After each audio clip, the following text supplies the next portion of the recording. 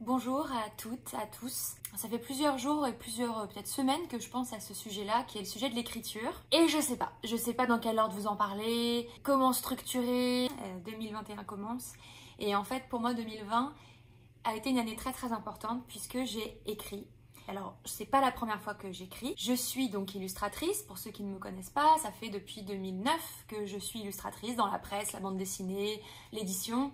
Mais j'ai aussi du coup dans les bandes dessinées que j'ai faites écrit les scénarios, donc j'étais en lien avec l'écriture comme ça. Et puis j'ai écrit ma première série de romans pour les ados, le journal de Cléopâtre. Ça c'est la version poche, mais il y a les versions grand format. Donc là c'était une aventure complètement différente. J'ai écrit de la fiction pour un public adolescent, très inspirée de ma propre vie, puisque c'est comme ça que j'écris et que c'est ce qui m'a fait connaître. Mais ça restait dans ce qu'on peut connaître de moi, à savoir un phrasé humoristique, quelque chose d'assez, oui, de drôle, voilà, j'ai envie de dire de drôle, d'humoristique. Mais ça fait très longtemps, évidemment, que j'écris par ailleurs, que je réfléchis à quoi écrire, que je m'imagine écrivaine en me disant que c'est impossible.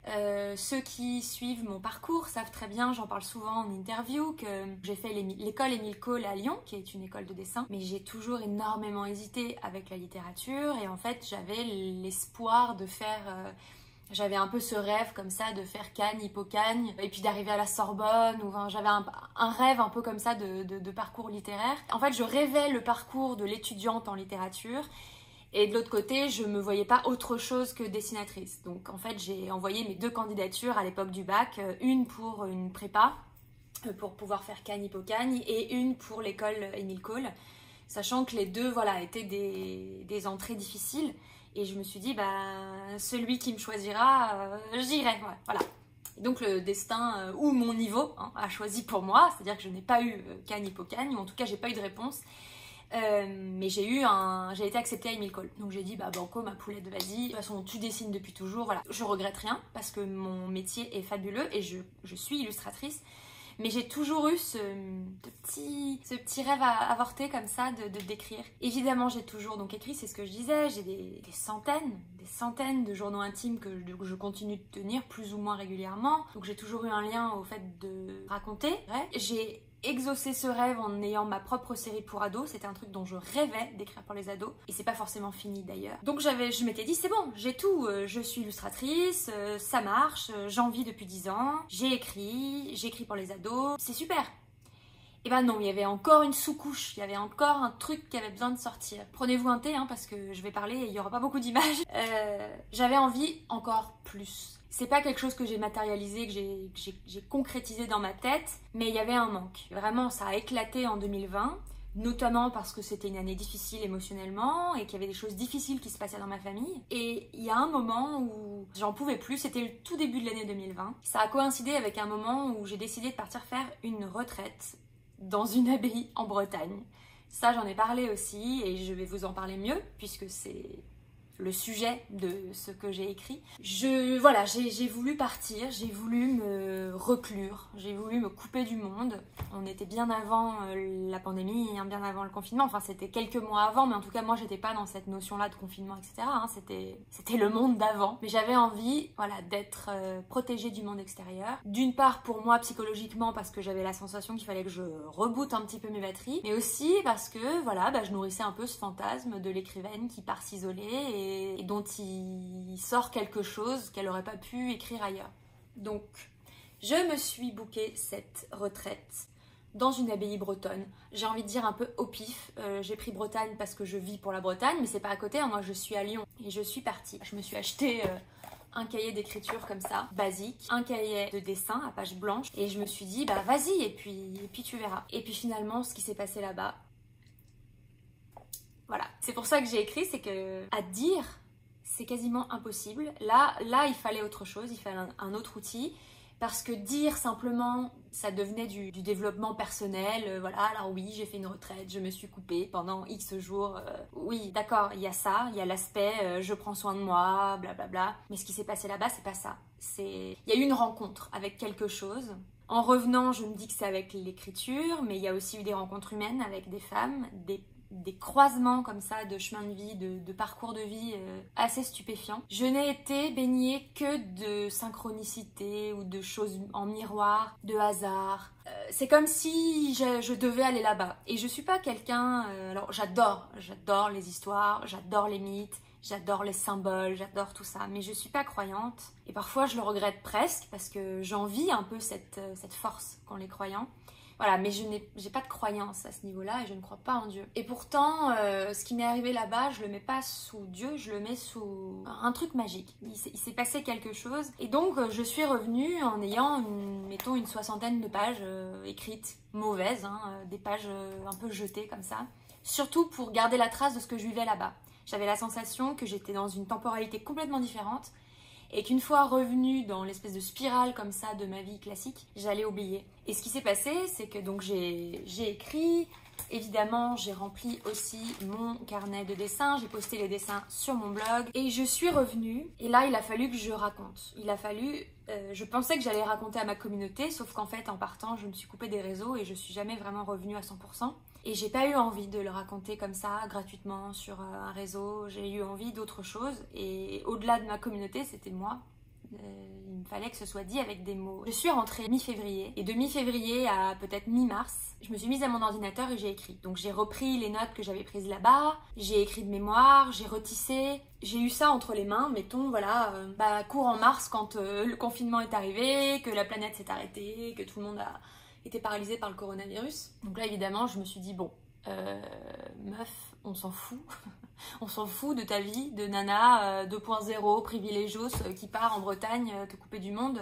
On s'en fout. Il n'y a pas d'intérêt. Et là, je me dis, merde. Et puis, j'ai commencé à le faire lire à quelques amis. Je l'ai passé à droite à gauche en étant un peu terrorisée. J'en ai beaucoup discuté. Et c'est là que je reviens à cette idée de l'écriture. C'est qu'il y avait deux choses. Il y avait le fait de me raconter. Bon, ça avait besoin de sortir. Ok, ça aurait pu être cathartique. Mais il y avait ensuite un second besoin qui était d'être lu.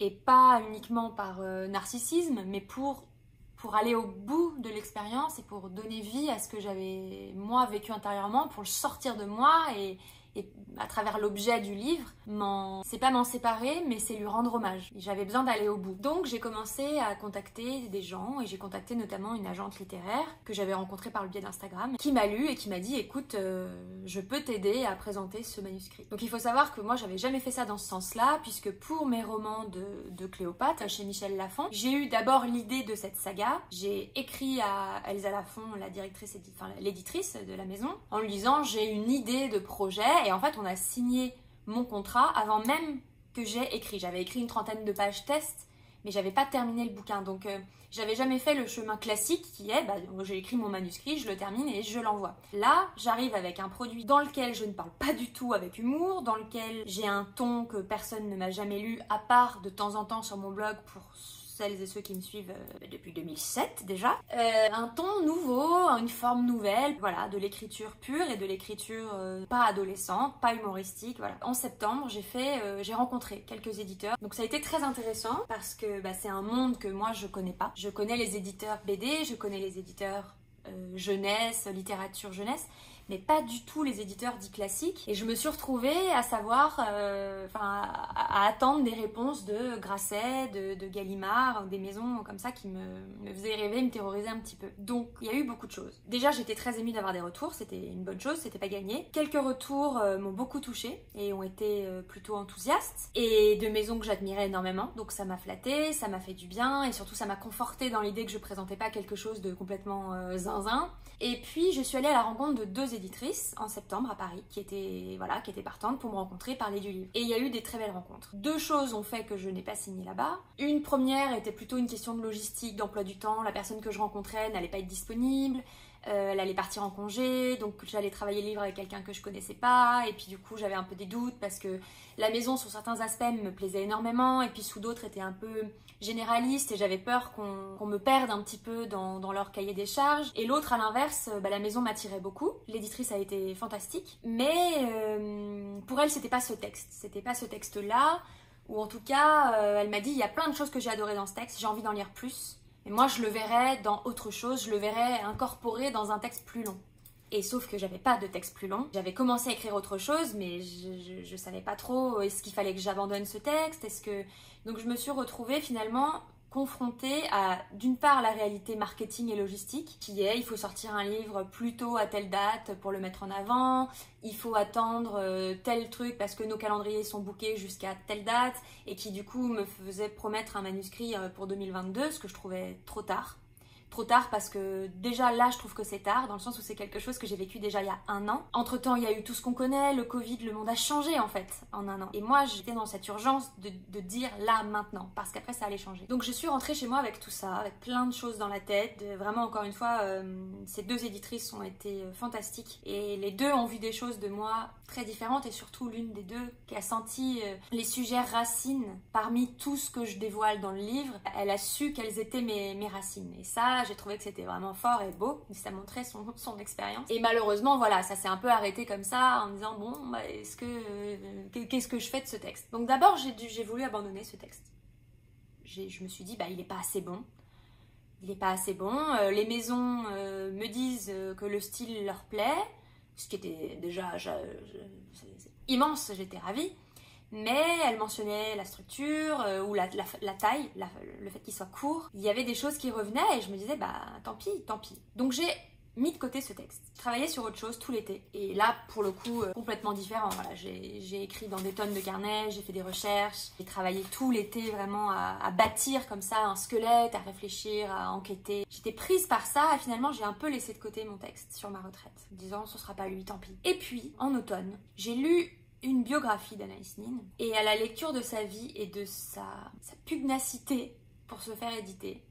Anaïs Nin s'est battue toute sa vie, en gros, pour être éditée. Elle s'est auto-éditée beaucoup. De la voir comme ça, monter sa propre presse, imprimer elle-même ses livres, caractère par caractère, en faire la promotion, demander à son mari de les illustrer, chercher à les vendre partout, sous le manteau. En fait, face à ça, et à ses propres réflexions d'écrivaine, qui étaient de se dire, mais je sais que ce que je propose n'existe pas, et je sens que ça doit exister. En lisant ça, évidemment je ne me prenais pas pour Anaïs Nin et je ne prenais pas ma prose pour la sienne, mais je me suis simplement dit, qui décide? Est-ce que ce sont les écrivains ou est-ce que c'est le marketing, la presse, le milieu de l'édition, les dates, les sorties, la concurrence, les salons? Qui décide? L'écrivain ou l'écrivaine ne décide pas de ce qu'il ou elle écrit, ça sort comme ça, et c'est à l'écrivain de sentir si c'est quelque chose qu'il a envie qui existe ou pas. Ça veut pas dire que tout ce qui sort de n'importe qui est littérature. Ça, qui est bon pour juger ça, j'en sais rien. Et moi, j'avais l'intime certitude que j'avais pas écrit ça pour rien. Pas dans un délire, je vais changer le monde, les gens vont se reconnaître en moi. Ça, les gens, je sais pas ce qu'ils vont ressentir, éprouver. Mais de moi à moi, je sentais que si j'étais allée au bout de cette mission, si j'avais écrit comme ça, avec autant de hargne, à me mettre tous les jours devant l'ordinateur, à recopier tous les jours mes pages, à changer de virgule en virgule, à retoucher tous les jours. C'est vraiment un travail d'orfèvrerie que j'ai fait sur ce texte pendant presque 1 an. J'ai écrit l'ensemble en peut-être, 2 mois, mais après, les 9 ou 10 autres mois, c'était du rafistolage, c'était enlevé beaucoup. Donc ça a été en fait un travail incessant. Et je me suis dit, je fais pas ce travail pour rien. Et c'est quelque chose maintenant que ça existe, que j'ai envie de partager. Et c'était étrange parce que je travaillais sur un autre livre, en tout cas un autre texte, et je me retrouvais parfois dans ce texte à me dire, ah mais je peux pas parler de ça parce que j'en ai déjà parlé dans, ah mais oui, mais j'en ai parlé dans l'autre, mais l'autre ne va peut-être jamais sortir, donc est-ce que je répète ou est-ce que je considère que ce sera dit en doublon? Comment? J'avais ce poids mort comme ça de cet enfant que j'avais voulu mettre au monde et qu'on n'avait pas voulu m'accoucher, quoi.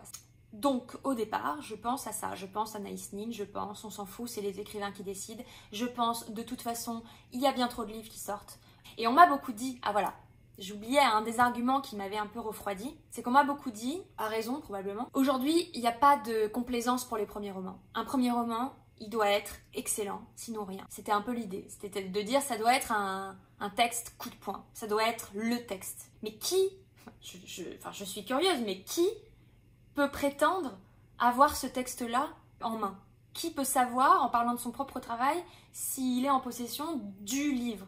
Et moi, dans mon caractère, je le vois parce que ça fait plus de 10 ans que je travaille et que je suis plus ou moins personnage public, je suis pas bonne sur le one-shot où il faut tout donner. Je suis pas bonne sur l'examen. Je suis bonne sur le contrôle continu. Je suis pas bonne pour tout donner et tout montrer en une seule fois, mais je suis bonne à donner une petite goutte tous les jours, tous les jours, tous les jours. Comme j'ai tenu mon blog de 2007 à 2013, quasiment tous les jours. Un petit post léger, rigolo, pas prise de tête, mais tous les jours. Ça, c'est ma force. Et pour moi, ce texte, c'est ça. Je vous livre une partie de moi, avec énormément de choses très très intimes d'ailleurs, mais cette petite chose, ce jalon, fera pour moi, je l'espère, partie d'un grand tout. Je me souhaite d'écrire toute ma vie. Et pour moi, ce premier texte, qui en plus, dans mon cas, n'en était pas un, c'est pas mon premier texte. Mon premier texte, à ce moment-là, il faudrait considérer que c'est ma toute première BD. Et ma toute première BD, d'ailleurs, souvent les gens se trompent, ce n'est pas ma BD de blog Autobiographie d'une fille gaga, c'est une BD qui s'appelait À Renault, que j'avais dédiée à ma grande tante, qui était un récit intime de ma famille, d'une histoire d'amour tragique de ma grande tante. C'est ça mon premier livre, j'avais 20 ans. Là, j'en ai 32. C'était il y a 10 ans, 12 ans. Donc, c'est pas mon premier livre. Ça fait 10 ans que j'ai écrit des BD, 3 romans pour les ados, c'est pas mon premier livre. Donc déjà, il y avait un nœud, parce qu'on ne sait pas trop comment considérer mon travail. Je publie effectivement depuis 10 ans, mais en littérature, je suis plus ou moins inconnue. Donc il a fallu que je me dépatouille avec tout ça. Et je me suis dit, en fait, ça me va pas. Ça me va pas ces étiquettes. Ça me va pas de me dire, il faut que mon premier roman soit parfait, il faut que si, parce que vous comprenez, si votre premier roman n'est pas bon, ou en tout cas si la critique n'est pas là, les libraires pour le roman d'après ne commanderont pas votre livre, etc., etc. Sauf que moi, ma relation au libraire, qu'est-ce que c'est? C'est des moments magiques. C'est mes rencontres en dédicace avec des libraires qui soutiennent mon travail depuis des années. C'est des instants complètement fous, comme en 2019 quand j'ai parlé du livre Le Mur Invisible. Complètement anecdotique, j'en ai parlé sur mon Instagram. Je suis pas booktubeuse, je chronique pas de livres, ce n'est pas mon métier. Je parle de ce livre parce qu'il m'a remué les tripes. Et puis ça fait boule de neige, et puis les gens qui me lisent l'achètent, me renvoient des messages que je reposte, et ainsi de suite. Et donc d'autres le voient, l'achètent, le lisent. Le livre se retrouve sold out chez l'éditeur, le livre se retrouve en réimpression, et résultat des comptes, les libraires ont suivi. Les libraires ont vu qu'il se passait quelque chose autour de ce livre, et d'un coup, c'est devenu le truc qu'il fallait avoir dans toutes les vitrines. Et moi, je recevais des messages de libraires tous les jours qui me disaient « Regarde, on t'envoie nos chiffres de vente, grâce à toi, le livre a décollé, etc. etc. » Donc moi, ce que j'ai pu vivre avec les libraires, c'est que la magie est possible. Ça veut pas dire que les libraires sont là avec tapis rouge pour moi et vont soutenir mon livre. Mon livre, s'il est pas bon, on le soutiendra pas, et c'est le jeu. Mais on peut pas savoir, on peut pas prétendre savoir, on peut pas chronométrer l'art, on peut pas le faire rentrer dans des cases. Et moi, je sais que si j'ai écrit ça à cet âge-là, maintenant, après des années d'écriture, de travail, de production artistique, si c'est maintenant que ça sort, et si c'est sous cette forme-là que ça sort, je sais qu'il faut que je me batte pour. Tout ça pour dire que j'en étais à me dire, je vais faire comme Anaïs Nin, je vais le publier moi-même. Je m'étais dit, après tout, j'ai pas besoin qu'il soit lu énormément, j'ai pas besoin de faire les gros titres, je m'en fiche, ce que je veux, à la limite, c'est être lu par une poignée de personnes, et c'est tout. Et donc, je commence à me mettre en tête de faire moi-même ce livre. J'habite à Lyon, c'est une des capitales de l'imprimerie, on a des très bons imprimeurs, voilà. Donc je commence à me renseigner à droite à gauche. Et puis j'en ai parlé à mon éditrice chez La Ville Brûle, avec qui je prépare un livre sur des poétesses. Alors c'est le livre dont je vous parle depuis très longtemps. Voilà, je prépare un recueil de poésies, de poèmes qui sont écrits par des femmes que j'aime et dont je présente rapidement la vie et que j'illustre d'un dessin. Donc ça, c'est mon énorme projet de l'année, et je vous en reparlerai dans une autre vidéo si le courage m'en dit. Je lui en parle à cette éditrice et je lui dis, voilà, qu'est-ce que t'en penses? Comment faire un livre quand on est un particulier, où je dois le faire, qu'est-ce que t'en penses, toi, etc. Et là, elle me demande si elle peut lire le texte pour se faire un avis, pour me donner son avis. Je dis oui, et là, l'aventure prend un nouveau tournant, puisque elle accepte de m'aider concrètement à retravailler la structure, et surtout, elle me dit qu'elle est enthousiaste et que l'histoire lui plaît. Donc moi, ça met tous mes plans par terre, mais d'une manière magique. Et je me dis, bon, je pensais faire une petite édition moi-même, dans un beau papier, signé, numéroté, vendu dans un écrin, comme un truc très rare. Et puis là, d'un coup, elle me dit, mais non, c'est dommage qu'il soit pas lu. C'est trop dommage, ta communauté, elle a envie de savoir ce que tu as vécu là-bas.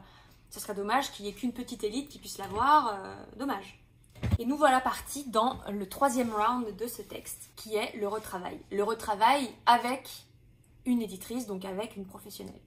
Et là, ça a été presque la meilleure partie, parce que le plus dur était fait, à savoir la substance, sortir la substance de moi, lui donner corps, avoir un début, une fin, etc. Et ensuite, tout a été question d'ajustement. Qu'est-ce qu'on enlève? Est-ce que cette partie-là est vraiment importante? Qu'est-ce qu'on laisse? Je suis encore en train de corriger ce texte. Là, je pense qu'on s'approche plus que jamais de la fin. Mais on est vraiment sur le fignolage. On enlève les mots qui se répètent, On réfléchit à l'intérêt de tel ou tel paragraphe. Est-ce qu'à la relecture, ce paragraphe-là, finalement, il irait pas plutôt là-bas, etc., etc.